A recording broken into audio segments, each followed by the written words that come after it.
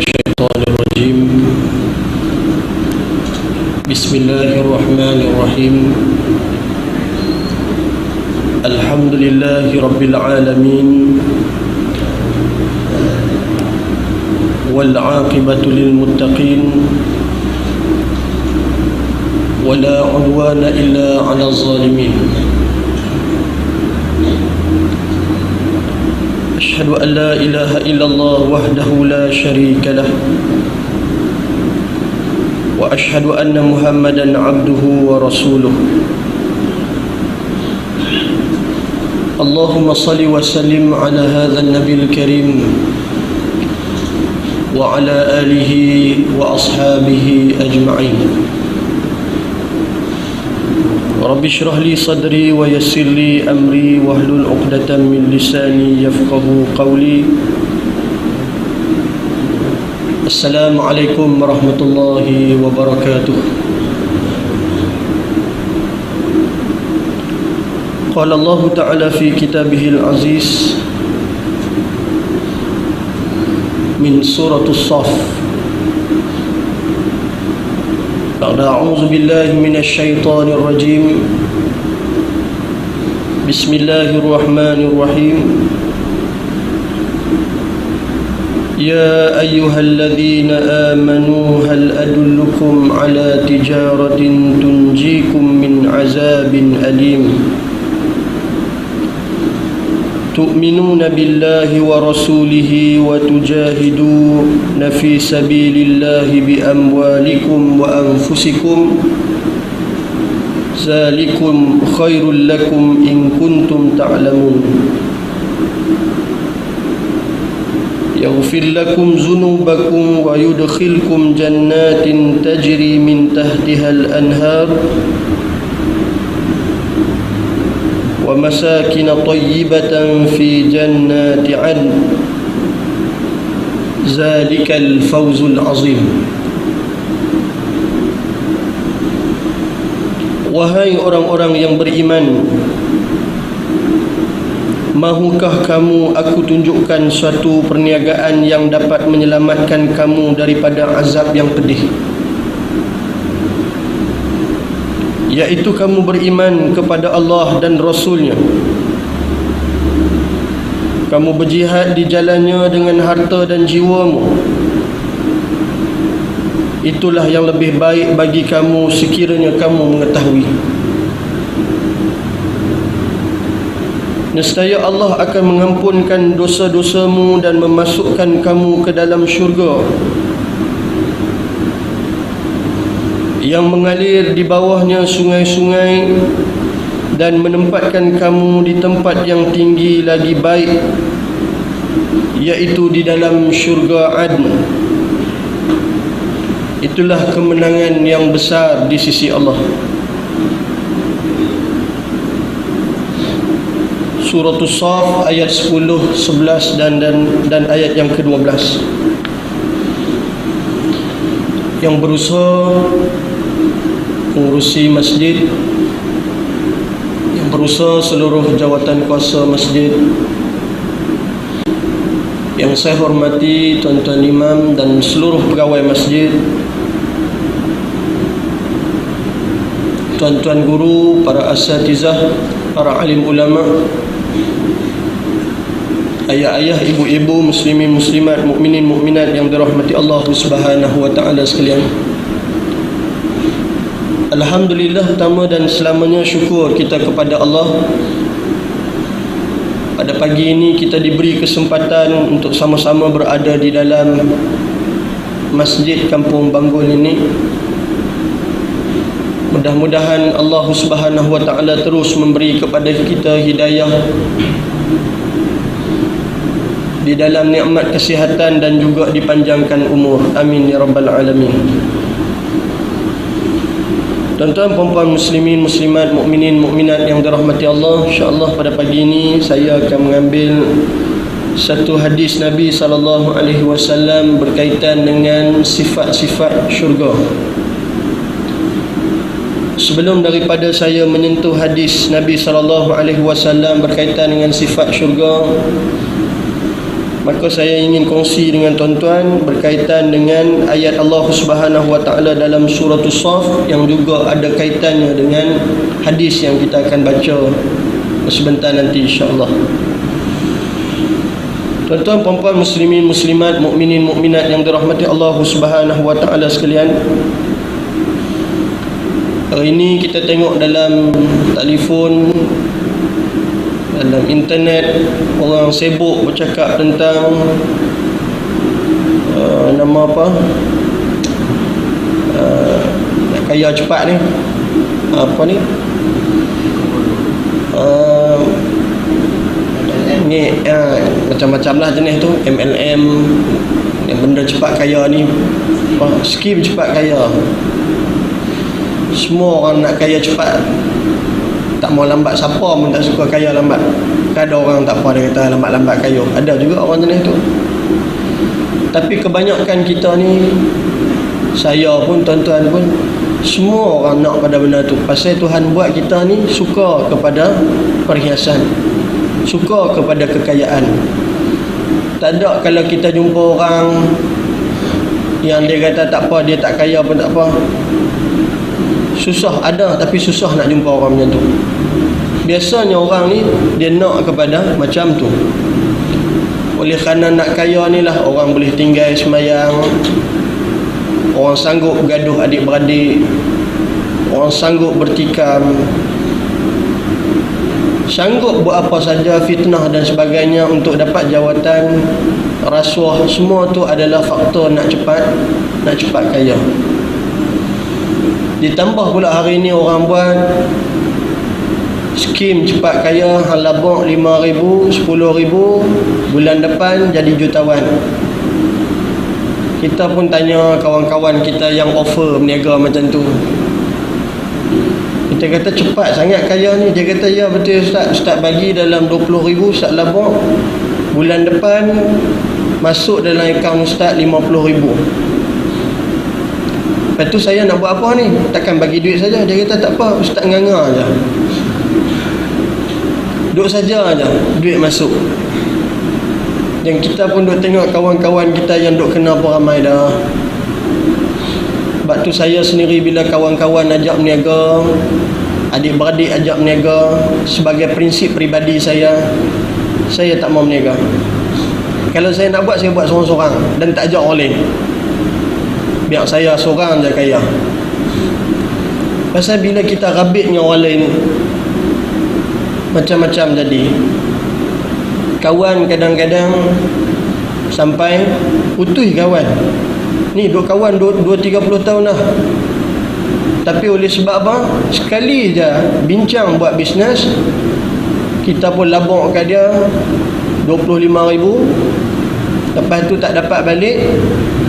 Maka akhir sekali kawan yang 25 tahun kita kawan tu, dengan sebab RM25,000 tadi, kita pisah daripada berkawan dengan dia.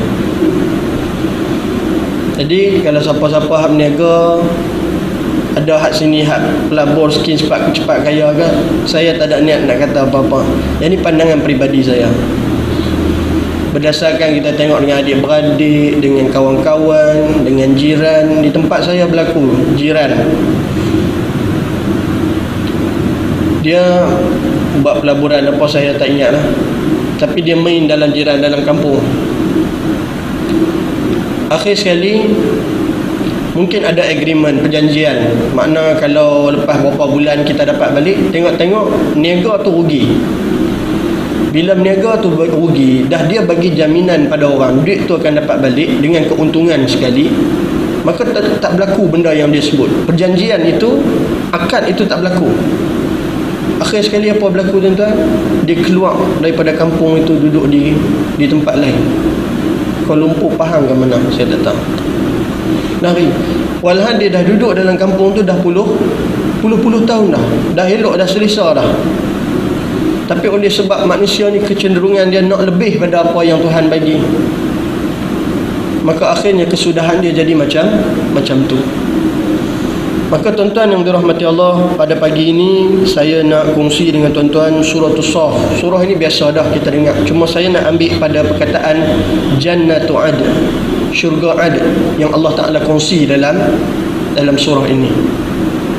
Tuan-tuan dan puan-puan, muslimin, muslimat, mukminin, mukminat yang dirahmati Allah, Allah Subhanahu wa Ta'ala sebut dalam Quran, ya ayyuhalladzina amanu hal adullukum ala tijaratin tunjikum min azabin alim. Wahai orang yang beriman, kata Allah, mahu tak kamu, nak tak kamu, aku nak tunjuk kepada kamu suatu bentuk perniagaan yang dapat menyelamatkan kamu daripada azab aku yang pedih, daripada azab aku yang besar. Maka nak tak kamu, aku nak tunjuk satu bentuk perniagaan. Maka Allah Subhanahu wa Ta'ala mendatangkan kepada kita prasyarat untuk berniaga dengan Allah.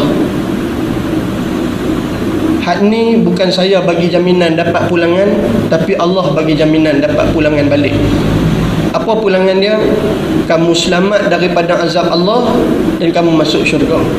Ini jaminan Allah. Saya tak bagi jaminan pada tuan-tuan. Saya cuma baca ayat ini kerana jaminan ini datang daripada Allah. Apa dia tuan-tuan? Tu'minuna billah. Kamu beriman kepada Allah. Sebab tu saya bila hurai ayat ni, saya cerita pasal kawan-kawan saya di sekolah. Saya sebagaimana tuan-tuan maklum, saya duduk di sekolah Tamen. Saya tengok kawan-kawan di sekolah saya tu berlumba-lumba buat baik. Tapi mereka mungkin tak jumpa ayat fastabiqul khairat dalam Quran yang suruh buat baik. Tapi mereka pulun buat baik. Bila ada jumpa anak-anak miskin, jumpa anak-anak yatim ni, mereka ni pun pulun lebih pada kita. Sehingga ada di kalangan mereka yang potong gaji sebulan separuh kepada rumah anak yatim.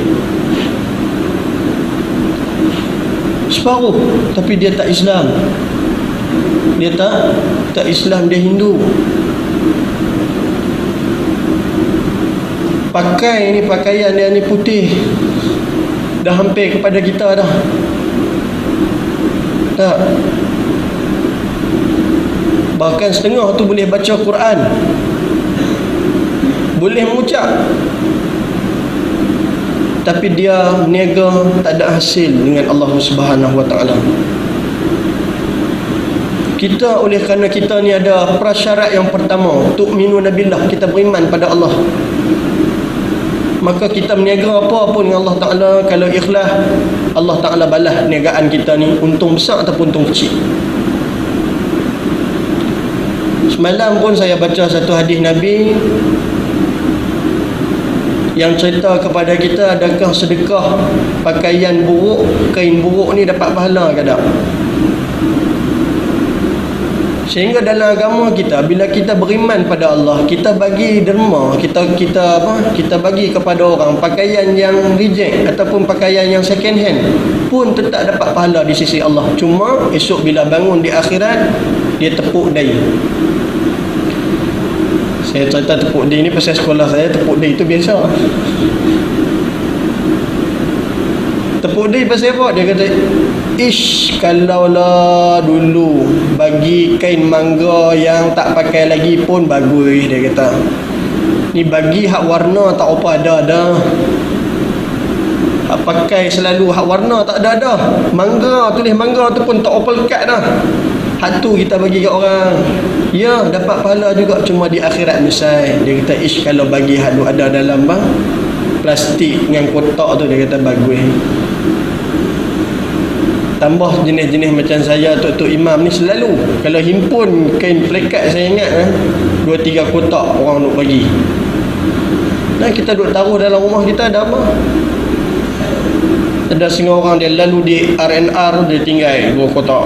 Sekali dia pergi kat masjid tu, dia tinggal 2 kotak. Kan orang duk main musafir, orang main semayang kan, dah duk semayang tu. Ada orang fikir macam tu. Ada jenis yang kita duk baca dalam surat khabar, kita tengok dalam televisyen, kerja dia main masjid, ambil kain semayang perempuan tu, hak duk lipat-lipat di belakang, hak ada koko hitam habis semua tu di dahi tu, hak tu dia ambil basuh, dia tak balik. Ada orang macam tu.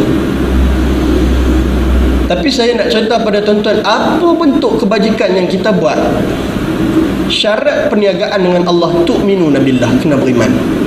Walaupun dia potong separuh daripada gaji dia untuk sekolah anak yatim, separuh daripada gaji dia untuk rumah orang tua-tua, tapi dia tak beriman kepada Allah. Tidak ada apa-apa dia perniagaan dengan Allah. Tu'minuna billahi wa rasulihi, dia beriman kepada Allah dan Rasul adalah prasyarat pertama nak berniaga. Jadi kalau kita nak berniaga, niat awal kita nak kaya. Saya pernah baca pada tuan-tuan dalam satu hadis Nabi, di masjid ni juga, di tempat ni juga, ada hamba Allah yang kaya tapi tak ada ilmu. Dia kaya tapi tak ada ilmu. Bila dia kaya tidak ada ilmu, dia tak tahu menguruskan duit dia untuk jadi bekalan kepada dia dunia dan akhirat. Dia tak ada. Dia tak erti. So dia akan laburkan duit yang ada, kekayaan yang Allah Ta'ala bagi, dia tak keluar zakat, dia habis duit ke judi. Dia kaya bukan tak kaya, tapi dia tidak ada ilmu. Kata Nabi SAW, inilah seburuk manusia atas dunia. Bi akhbadil manazil, seburuk-buruk manusia atas dunia. Ada duit tak ada ilmu. Kemudian kata Allah Subhanahu wa taala, prasyarat yang kedua ialah kamu mestilah wa tujahiduna fi sabilillahi bi amwalikum wa anfusikum. Syarat yang kedua ialah kamu mestilah jihad pada jalannya dengan harta kamu dan diri kamu. Ada orang dia boleh beriman, tapi bila Tuhan minta dia keluar duit untuk jalan Allah, Tuhan minta untuk dia keluarkan diri daripada jalan Allah, dia tak boleh buat. Sebab dia rasa diri dia ni diri dia sendiri, bukan diri dia Tuhan yang punya. Kalau dia rasa diri dia ni Tuhan yang punya, maknanya dalam kehidupan kita hari ni tidak ada erti rehat. Rehat kita adalah di alam barzakh. Itulah tempat yang paling lama kita boleh berehat sementara menunggu akhirat. Ada orang kata, Ustaz, saya tak ada nak main masjid lah ni, minta maaf lah. Bukan tak mau main, Ustaz, main semayang ke, main kuliah, bukan tak mau. Kata tak ada, nak kerja, dia kata. Esok dia kata umur 55-60, InsyaAllah lah saya main masjid. Haji boleh confirm kau umur 55 boleh main sini? 35 pun ramai orang berundok lah. 35 ramai orang berundok lah. Pak menekan saya baru 40 lebih. Tu bawa budak pergi sana, bawa pergi sini, pressure sekolah kan, kerja banyak apa semua, jantung. Siapa minta? Tapi Tuhan nak bagi. Bila sampai masa kita takut, kita tak dan pergi situ. Kalau kita boleh bagi jaminan lepas 55-60 kita boleh duduk di masjid, Alhamdulillah. Tapi tak ada jaminan macam tu. Baru ni saya salat jenazah di Masjid Taqwa. Kuliah hari tu, kebetulan lepas tu ada jenazah cikgu sekolah irsyad dekat kita ni. 50 tak ada. Tapi bukan nak cerita main masjid tak main masjid, tapi nak cerita kata matimu muda, tak ada bencin. Tu saya nak cerita, bukan nak cerita kata dia tak main semayang masjid ke apa. Tak, bukan maksud macam tu maksud saya. Maksud saya ialah umur Tuhan ambil lah ni muda. Tuan-tuan yang duduk di sini ni, yang duduk ada 55 ke atas ni beruntung. Beruntung. Jangan duk kata baguslah aku hidup 60. Tak, beruntung. Tuhan bagi umur lebih daripada 55, dapat rasa pencen pula, untung lagi. Depa hak lani ni dia baru keluar duit dah. Hak kita hari tu dan taruh 55 dapat sekali kuih. Nah, ni orang duk patuh syariah ni mula keluar duit. Baguslah, satu benda yang bagus. Cuma bukan senang, bahasa saya bukan senang nak rasa duit pencen dalam keadaan boleh main masjid, bukan senang. Satu nikmat yang Tuhan bagi. Tapi kalau umur 60, maghrib duk ada di kedai kopi lagi, masjid tak boleh main, duk makan pencen, tak ada apa-apa nikmat. Maka prasyarat yang kedua kata Allah Subhanahu wa taala dalam ayat ini, kamu kena jihad dengan diri kamu, kerana diri kamu bukan kamu punya, aku punya, kata Allah. Dan juga harta-harta kamu, Allah buat kepada kamu harta, bukan semua harta itu milik kamu. Tak, bukan semua milik kita tuan-tuan. Yang selalu kita duk baca-baca, kadang-kadang naik kereta baru dapat gaji 25 hari bulan, naik kereta pum tayar pecah. Telah ditakdirkan Allah akan keluar RM300. Pecah tayar, bukan pancit, pecah tayar. Telah ditakdirkan Allah hari ni rezeki kedai tayar di Pekan Darat. Contohlah, rezeki dia, bukan rezeki kita. Ya betul, 3,500 tu masuk gaji kita contoh dalam bank, tapi bukan semua tu rezeki kita. Batu satu ketika bila baca satu hadis Nabi SAW, Nabi kata celaka orang yang buat rumah berlebihan. Kerana di akhirat esok rumah itu akan jadi bala kepada dia. Saya pun baca syarah-syarah hadis Nabi yang cerita pasal benda macam tu. Rupanya Nabi nak cerita kat kita. Misalan yang saya boleh buat pada tuan-tuan, saya cerita orang kerja kerajaan lah. Kata gaji 4,000. Dia beli rumah 2,500 ataupun 2,000. Harga dekat 300,000. Kena bayar bulan-bulan 2,000. Jadi gaji dia tinggal 2,000. 2,000 ni anak dia, minyak, lepas tu apa ni, belanja sekolah, apa-apa segala, makan minum apa semua. Agak-agak tuan-tuan ada tak serepih daripada situ boleh bersedekah? Tak ada. Jadi dia buat rumah tadi betul dah nak jaga anak bini dia, tapi Tuhan tak bagi berlebih-lebih. Pasal katalah takdir Allah Subhanahu Wa Taala, dia buat loan 25 tahun sampai umur 35. Ni kalau cerita kat orang bank marah, depa lagi nak lagi tinggi. Tapi saja cerita nak bagi kita faham. Sampai umur 35 mati. Bawa depan Tuhan nanti akhirat. Tuhan kata, hang sepanjang hidup berapa banyak sedekah? Dia kata tak ada, duk potong bulan-bulan rumah. Tuhan kata lah ni rumah tu jadi pahala dah kat hang? Tak, dia kata tak jadi. Dah apa guna hang potong sampai 2,000 sebulan? Hang tak boleh nak sedekah, hang tak boleh nak buat baik. Hang mati umur muda. Tak capai umur 25 tahun tadi kita buat loan tadi. Kalau nak buat rumah 2,000 harga, 2,000 hingga 3,000, gaji hang 10,000 tak apa lah. Boleh faham tak? Bukan agama dia tak bagi kita buat rumah harga macam tu, bukan tak bagi, boleh, tapi sampai tak boleh nak bersedekah dengan sebab potong gaji dia buat benda lain. Bila mati, Tuhan tak tanya berapa hang potong, Tuhan tanya berapa dah hang guna untuk agama Allah. Dia kata tak sempat Tuhan, pasal dah separuh lebih tu guna untuk macam tu, dia kata. Jadi rugi ya. Tuan-tuan yang sampai 60, sampai bayar rumah habis, okey lah, berbaloi lah. Yang sampai tengah jalan, yang sampai tengah jalan mati tu, hak loan ada baki lagi, betul insurans cover bayar daripada umur 25 sampai 30 hak dia duk potong tu tak dan dia nak sedekah. Sebab prinsip kawan-kawan saya bila buat rumah, kita bertanya kawan-kawan lah, dia kata tak apa, kita buat betul-betul 2,500 potong setiap bulan, sebab tahun depan naik pula. Faham tak prinsip dia macam mana? Faham tak? Tahun depan naik pula 200 berapa? 225 kalau macam saya 41 kan. 25 naik pula. Dia kata apa? Esok dia cover balik. Yalah cover tu boleh sempat ke sampai kita boleh ni. Selalunya kadang-kadang, minta maaf sebut, kadang-kadang sama-sama kita pun bila kita nak minta infak susah kawan-kawan. Untuk kerja Islam ke, untuk siapa-siapa ke susah. Dia rasa berat nak bagi duit dia. Bukan makna saya nak cerita kata saya bagi, tak. Tapi berat orang. Kerana apa? Kerana dia punya apa? Komitmen dia banyak. Kita pun tak kata kat dia.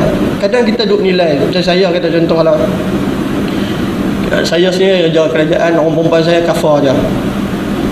Bila kita minta sumbangan sahabat-sahabat kita, kita heran. Kadang-kadang sahabat kita dua-dua cikgu, seorang lawyer ke, seorang cikgu ke, biasanya mencecah 10,000, tapi bila umum susah nak bagi. Jadi kita duk bayang-bayang kawan-kawan kita ni mungkin komitmen dia tinggi. Jadi saya duk baca kat situ lah. Tak tahu bacaan saya ni betul ya ataupun tak. Jadi duit kita ni jangan sampai tak ada ruang untuk kita buat baik, sampai tak ada ruang. Kalau orang nak minta sikit pun kita tak boleh nak bagi. So Tuhan sebut dalam ayat ni, duit jiwa kita ni bukan kita punya, Tuhan punya. Jadi kalau kita boleh ingat macam tu, kita tak akan rasa takut untuk keluar duit kita. Pasal Nabi bagi jaminan. Nabi pernah sumpah dalam hadis Nabi kata, siapa-siapa yang keluarkan duit dia pada jalan Allah, aku bagi jaminan dia takkan susah. Dia takkan susah. Cuma tuan-tuan jangan bayang, tuan-tuan bagi RM25 hari ni, tuan-tuan akan dapat balik RM25. Jangan bayang macam tu. Yang dikatakan nikmat Allah itu ialah apabila kamu bagi, Allah Ta'ala bagi kepada kamu nikmat kesihatan, Allah Ta'ala bagi anak-anak kamu sihat, Allah Ta'ala bagi umur kamu panjang. Itu mungkin balasan daripada RM25 kamu sedekah. Kalau kita harap kita bagi 25, sekali kita dapat 50, tak boleh macam tu. Kamu hanya melihat balasan Allah hanya dalam bentuk pemberian duit. Salah. Ada orang ada duit banyak sakit. Dia ada duit banyak tapi duit dia dihabiskan untuk penyakit dia. Kita dengar ramai dah tuan-tuan, orang yang makan duit harta anak yatim. Bila mak dia meninggal, ayah dia meninggal, nak faraid bagi adik-beradik, dia abang sulung. Dia kata, aku yang jaga mak, aku yang jaga ayah, hampa apa buat? Jadi semua harta mak ayah dia ambil. Walhal ada di kalangan adik-beradik dia yang mati, adik dia mati ataupun adik dia mati, so adik dia tinggal anak adik dia tu jadi anak apa? Anak yatim. Dia balas semua tuan-tuan. Tak lama tuan-tuan, atas dunia Tuhan tunjuk, kena kanser, duit banyak, kelung-kelung pak dia tinggal, tapi berubat kanser dia sampai habis duit. Jadi maknanya apa dia? Maknanya dia kedekut dengan Allah Subhanahu Wa Taala. Allah Taala tarik tadi yang dia tak bagi ini, tak boleh sedekah fisabilillah tadi, Tuhan tarik itu dengan cara dia terpaksa keluar lebih daripada itu. Jadi tuan-tuan, nikmat ini yang dikata balasan Tuhan atas sedekah kita tu bukan semesti Tuhan balas dengan harga sedekah. Baik, tuan-tuan puan-puan muslimin muslimat yang dirahmati Allah. Kemudian kata Allah Subhanahu Wa Taala,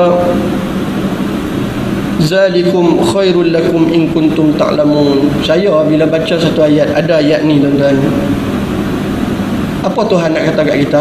Tuhan nak bagi tahu, zalikum khairul lakum in kuntum ta'lamun. Kalaulah hampa semua ni tahu benda yang aku bagi tahu ini, kata Allah, lebih baik daripada apa yang kamu duk buat hari ni. Nescaya orang akan tinggal habis benda lain, akan buat benda ni. Orang akan tinggal perniagaan lain, orang akan buat perniagaan ni. Sebab dia tahu ini lebih baik pada dia. Kalau dia tahu. Bila Tuhan sebut macam ni tuan-tuan, makna apa? Maknanya di luar sana ramai yang tak tahu yang ni lebih baik. Kalau bahasa saya tuan-tuan, saya suka cerita kat orang, dalam bahasa ekonomi dia panggil kos lepas. Kos lepas ni kita tak boleh dapat dua benda serentak kerana duit kita tak cukup. Kita pergi pasar malam nak beli nak beli nasi Arab satu, nak beli nasi Rabu satu. Duit dalam poket ada RM10.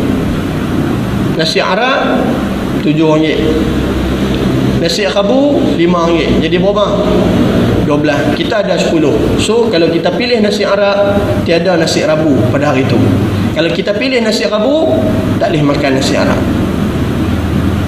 Jadi kalau kita pilih niaga untuk dunia, kita akan terlepas perniagaan dengan Allah di akhirat. Tapi kalau kita pilih berniaga dunia akhirat, kita dapat dunia, dapat akhirat pun kita dah dapat. Dia tak jadi kos lepas. Baik tuan-tuan puan-puan yang dirahmati Allah, kemudian ayat yang terakhir kata Allah Subhanahu Wa Taala, siapa yang mengikut term yang Allah Ta'ala bagi tadi, syarat-syarat perniagaan yang Allah Ta'ala bagi tadi, Allah Ta'ala kata yaghfir lakum, aku ampun dosa kamu semua.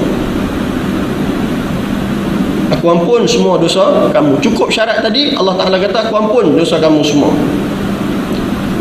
Wa yudkhilkum jannatin tajri min tahtihal anhar, aku juga kata Allah akan masukkan kamu ke dalam syurga yang mengalir di bawah syurga itu apa dia? Sungai-sungai.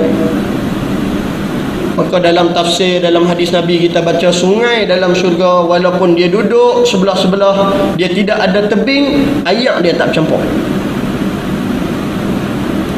Susu, madu, arak tak campur. Kelebihan yang ada pada syurga yang disebut oleh Allah Ta'ala dalam Quran berkaitan dengan sungai ini, biasanya dinisbahkan kepada syurga Adn. Baik, nanti kita akan tengok apa kelebihan syurga Adn. Maka kata Tuhan, kamu akan dimasukkan dalam syurga, iaitu namanya syurga Adn. Zalikal fawzul azim, inilah kata Allah, sebesar-besar kejayaan, ataupun disebut di sini kemenangan yang besar di sisi Allah Subhanahu Wa Taala. Jadi mudah-mudahan mukadimah daripada surah As-Saff tadi memberi manfaat kepada saya dan tuan-tuan sekalian. Tuan-tuan yang dirahmati Allah Subhanahu Wa Taala, sikit kalau sempat kita baca hadis Nabi SAW berkaitan dengan nikmat ataupun sifat-sifat syurga yang disebut di dalam hadis-hadis Nabi SAW. Qala musannif rahimallahu ta'ala wa nafa'ani wa nafa'ana bi'ulumihi fi darain amin ya rabbal alamin. Ketahuilah kiranya ya saudaraku bahwasanya syurga itu beberapa nama dan iktibar sifat dan dinamakan dia itu dengan satu jua dengan iktibar dan zatnya. Dia kata syurga ni ada banyak martabat, ada banyak lapis. Dan setiap daripada syurga ni Tuhan cerita dalam Quran, sebut nama, Tuhan cerita sifat-sifat syurga tadi secara ringkas. Dan syurga ini Allah Ta'ala bagi kepada satu balasan nikmat Allah di atas apa yang kamu syukur kepada Allah ataupun apa yang kamu tunaikan hak Allah. Maka balasan Allah Ta'ala bagi itu syurga. Maka nama syurga itu ialah nama umum mencapai bagi segala zatnya dengan barang yang melengkapi atasnya daripada segala nikmat dan kesukaan dan puas hati. Yang dikatakan syurga ni benda yang kalau kita dapat puas hati, tak ada orang nak komplain, tak ada orang nak kata ni tak apa best ni, tak ada. Dia satu nikmat kepada kemuncak manusia dengan Tuhan, balasan antara Allah dengan manusia, dengan hamba dia yang tidak ada tolak banding. Dan kalau dapat tak kata apa dah. Kalau kita lah beli apa kereta, tak ada apa nak komen dah, kereta tu sempurna. Seat dia, steering dia, bawa dia, sedap dia, tak ada apa nak kata apa dah. Orang kata ni kereta ni ada kelemahan, tak ada apa dah, sedap. Ni kalau beli satu dia kata dalam 2-3 bulan tayar belakang nanti bunyi kongkeng-kongkeng, tu dia komen lah. Bawa steering dia tak apa sedap pula. Hak tu dunia. Akhirat ni Tuhan kata nikmat yang aku bagi ni tak ada komplain dah. Pasal hak tu sebaik-baik nikmat yang Tuhan bagi. Sebab tu kita baca dalam bab syurga, hadis Nabi sebut apa? Kamu tak boleh bayang nikmat dalam syurga ni sehingga tidak pernah terlihat dengan mata kamu, tidak pernah terdengar dengan telinga kamu, tidak pernah terlintas dalam hati kamu yang dikatakan syurga tu. So tak boleh nak bayang. Kalau kita tengok, lawanya nak siapa ni, hatu bayang dah. Yang ni tak boleh bayang. Macam mana dalam syurga tak boleh bayang. Cantik tu tak boleh nak bayang. Cerita bidadari bila minum air nampak ni, turun ni. Kita perhati orang perempuan kita tak apa nampak pun. Ni bidadari ni kalau minum air oren ni nampak oren turun ni. Putih. Lu balik lagi balik orang perempuan kita tak nampak tak masuk syurga. Baik, kemudian dia kata dan telah berkata Qurtubi, Al-Imam Al-Qurtubi rahimallahu ta'ala, kata Imam Qurtubi 7 syurga ini 7 dan lebih tinggi darjatnya. 7 syurga. Dia kata syurga, Imam Qurtubi kata syurga ni ada 7 peringkat, 7 martabat. Dan saya pun selalu nak bawa contoh pada tuan-tuan, nak cerita syurga mungkin jauh tak nampak. Saya suka cerita pada tuan-tuan bila kita pergi hotel, kita ada duit dalam poket. Hotel kan kita tahu ada 1 sampai 7. Setakat lah tak pernah dengar hotel 8 bintang. Biasa sampai 7 lah. Hotel 1 bintang sampai 7 bintang ni harga sama tak? Harga tak sama. Kita pergi Mekah ke, pergi mana ke, kan? Kalau pergi Mekah pun dapat hotel tu, tanya tu. Biasa orang nak bawa haji tu, dia beritahu hotel berapa bintang tu. Pasal kita pun nak yang selesa. Bila sampai di kaunter hotel tu tanya, hak jaga kaunter tanya, Cik nak duduk hak bilik berapa bintang? Kita pun kata saya ni kalau nak hak paling elok sekali berapa? 7 bintang. Semalam berapa? Semalam tengok dalam tu, semalam 1,500. Satu malam RM1,500. Dia kata mahal. Hak ni cik suar tangan pun dah keluar. Tekan loceng ni pantak makan. Nganga je. Orang main tak makan, nganga je. Cik masuk dalam dia punya nama apa? Bilik ayak dia, boleh mandi swimming pool dalam tu. 1,500 semalam. 2 malam dah tidur habis gaji. 2 malam tidur habis gaji. Lah ni dia tanya, cik ada berapa ringgit? Saya teringin nak duduk hotel 7 bintang. Dah tu ada berapa? 150. Allah, 150. Dia kata, cik duduk hak pulas kepala keluar kepala pek tu. Hak tu boleh lah 150 dah. 150 pun elok dah tempat kita. Cuma nak beza hak dengan nombor 7 ni. Nah. Jadi kalau kita pergi depan Tuhan esok, malaikat tanya, hang banyak mana pahala bawa? Dia kata ada 150. 150 nak masuk syurga pertama macam mana? Jadi masuk syurga nombor berapa, tingkat berapa ni berdasarkan amalan kita banyak mana. Baik, kata Imam Qurtubi, syurga yang paling tinggi sekali adalah syurga tadi kita baca, syurga Al-Adn. Kalau dalam Melayu alif a dan nun lah. Yang nun alif dan nun, Adn. Syurga Ad ni adalah syurga yang paling tinggi. Siapa duduk situ? Para nabi, para rasul, para anbiya, para siddiqin, para muttaqin, semua orang hak beriman, hak Tuhan angkat martabat mereka dalam Quran. Mereka ni nabi dan para rasul duduk di situ. So siapa nak duduk situ? Orang yang berjuang Islam akan duduk situ. Yang ayat yang kita baca tadi, orang yang berniaga dengan Tuhan, yang berjihad dengan harta dia, diri dia akan duduk dengan para nabi dan rasul. Nak tak jumpa nabi dengan rasul? Duduk ni keliling kita nabi dengan rasul, tak teringin ke? Ke ada orang kata, tak apa Ustaz, saya duduk dengan orang kampung saya pun tak parah. Ada kata begitu. Mana ada orang kata begitu? Semua orang nak duduk dengan para nabi dan rasul. Dah boleh, kalau boleh nak duduk dengan Rasulullah, duduk sebelah Nabi. Tapi tempat duduk sebelah Rasulullah dalam syurga ada orang ambil dah. Siapa ambil? Sahabat Nabi nama Huzaifah ibnu Yaman. Huzaifah ibnu Yaman satu hari dalam perang Ahzab, Nabi semawa, saya tak ingat pernah cerita sini ke tak, Nabi semawa 3 kali sahabat Nabi.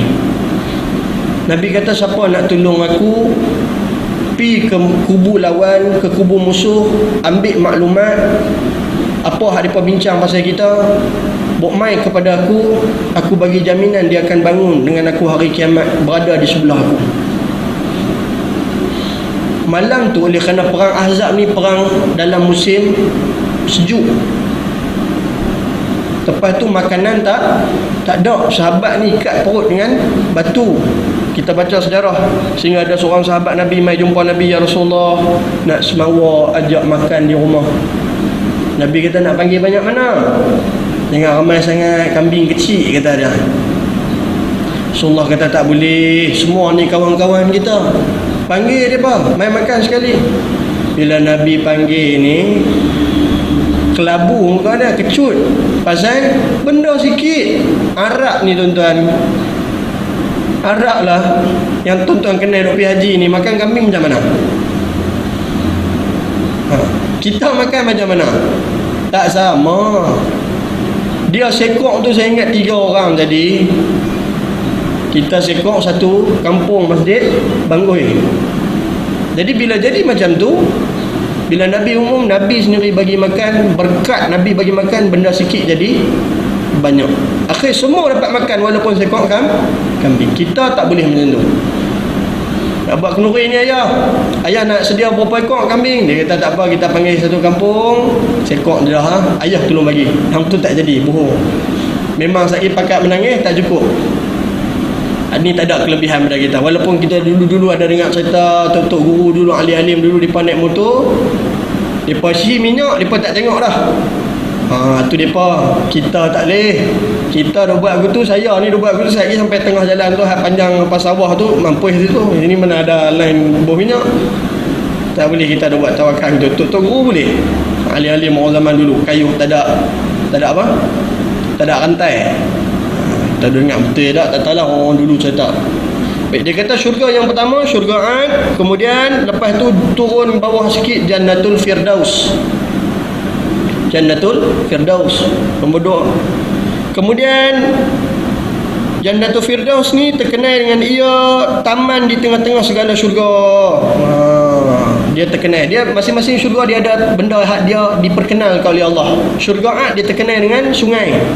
Ada syurga lain dia ada dia punya apa? Kelebihan dia masing-masing.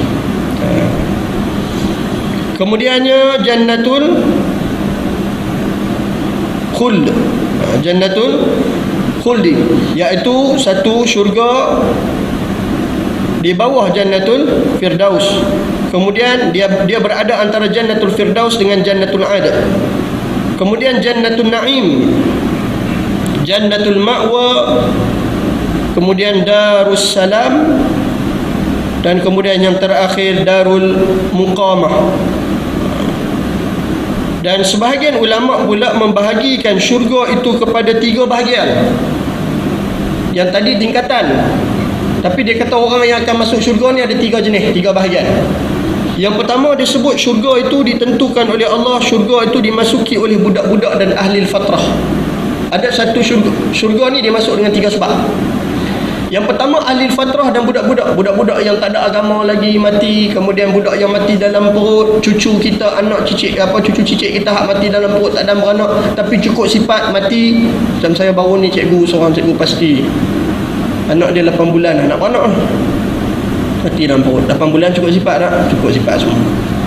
Jadi kita bila bawa main masjid jadi macam mana? Jadi macam mana dia? Dia kita cukup sifat dah. Dia cukup sifat. Kalau meninggal lepas beranak pun dia disimpan macam mana orang biasa. Kalau tak cukup sifat, dia sekadar cuci, balut kain elok-elok, simpan jenazah dia. Tak ada solat jenazah. Sebab tak cukup sifat, kan? Baik. Maka orang yang pertama, jenis yang pertama masuk syurga ialah budak-budak dan ahli fatrah. Ahli fatrah ni siapa dia? Ni menjawab kepada soalan orang tanya kita, mak pak Nabi tak jumpa Nabi, beriman kat siapa? Lepas tu mereka masuk syurga neraka tak? Kata ulama usuluddin, kata ulama tauhid. Tak, samalah usuluddin, tauhid, apa lagi? Akidah. Dia benda yang sama. Ulama kalam, orang yang samalah tu. Kata mereka ini, mak pak Nabi ini termasuk ahli fatrah. Ahli fatrah ni ialah orang agama terdahulu yang terkemudian sebelum datang Nabi baru. Dia duduk di akhir-akhir agama tu. Mana ada hak sesat, ada hak masih beramal pun, tapi dah tinggal dah dulu-dulu punya agama hak betul-betul tu. Sebelum main Nabi baru dia panggil ahli fatrah. Ahli fatrah ni mereka ni akan masuk syurga pasal mereka tak ada jumpa Nabi. Macam mana kita nak hukum mereka masuk neraka? Pasal ada orang hukum mak pak Nabi masuk neraka pasal tak jumpa Nabi. Takkan kot dia hak beranak Nabi, dia bapa Nabi, asbab kepada mani dia ada Rasulullah. Takkan mak pak Nabi dihukum masuk neraka. Maka mereka disebut oleh para ulama sebagai ahlul fatrah. Yang kedua sebelum akhir, orang yang masuk syurga ni sebab pusakaan yang dicapai dia oleh tiap-tiap orang yang masuknya daripada orang mukmin, iaitu tempat-tempat yang ditentukan bagi ahli neraka jikalau masuk mereka itu akan dia. Yang kedua orang yang masuk syurga ialah orang yang dah kena azab.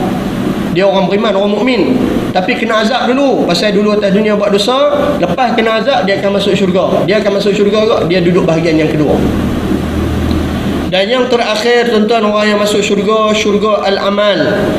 Namanya itu ialah tempat tinggal di situ orang-orang yang masuk dengan sebab amal. Orang yang semayang, puasa, yang tak tinggal apa Allah Ta'ala suruh, tak buat apa yang Allah Ta'ala larang, yang ni masuk hak bahagian ketiga. Jadi ada tiga jenis orang yang akan masuk syurga. Yang pertama tadi, orang yang tak ada dosa apa-apa, itu dia panggil masuk dengan sebab budak ataupun sebab ahli fatrah. Yang kedua ialah orang yang masuk syurga dengan sebab dia beriman, mukmin, beriman pada Allah tapi buat dosa. Maka dia disiksa di dalam neraka, kemudian dia juga akan dimasukkan dalam syurga. Masuk juga atas dalam syurga. Itu yang Nabi sebut, siapa yang man qala la ilaha illallah Muhammadur Rasulullah tu, kan? Siapa yang dia pernah menyebut, pernah bersaksi Muhammad Rasulullah Allah, dia akan masuk syurga. Kemudian yang ketiga ialah orang yang masuk syurga dengan sebab amal perbuatan dia masa atas dunia. Maka tuan-tuan yang dirahmati Allah Subhanahu wa taala, saya kira sekadar tu perkongsian saya pada pagi ini dengan tuan-tuan sekalian. Cuma tadi saya sebelum subuh tadi saya terbaca satu mesej daripada sahabat saya Abang Yasir Kuala Bekah. Dia minta kami umum cari kutipan sikit untuk Ustaz An-Nur. Kalau siapa-siapa kenal mungkin mengajak sini. Ustaz An-Nur kenal? Ustaz An-Nur, dia banyak agak masjid daerah kita ni yang dia mengajar. Dia baru ni ada operation, katanya hutang tertunggak 14,000. Jadi minta mohon sahabat-sahabat yang kenal dia, yang duduk dalam grup, dia buat satu grup asing tadi. Jadi yang ni atas tuan-tuan, dia sebab masalah peribadi, dia bukan sekolah, dia bukan apa, tapi ni sekadar fastabiqul khairat. Siapa yang rasa nak buat baik, rasa nak tolong kawan dia, di pagi ni saya umum, kalau tuan-tuan ada yang nak infak untuk Ustaz An-Nur, insya-Allah saya akan wakili untuk bawa duit pada Ustaz An-Nur pagi ni, kalau ada siapa-siapa nak bagilah. Jadi saya kira sekadar tu untuk meringankan apa ni, dia punya kos kewangan dia di KPJ dia berubat, mana habis dah, tolak dah duit insurans, habis dah, baki lagi tu nak kena top up tu. Dan sekarang ni dia pun tak boleh mengajak, duduk sandak. Yang mudah-mudahan kita infak kat dia ni, Allah Ta'ala ringankan sikit beban dia dan jadi kepada kita saham di akhirat, insya-Allah. Jadi saya kira sekadar tu. Qul qawli hadza wa astaghfirullahal azim li wa lakum. Assalamualaikum warahmatullahi wabarakatuh.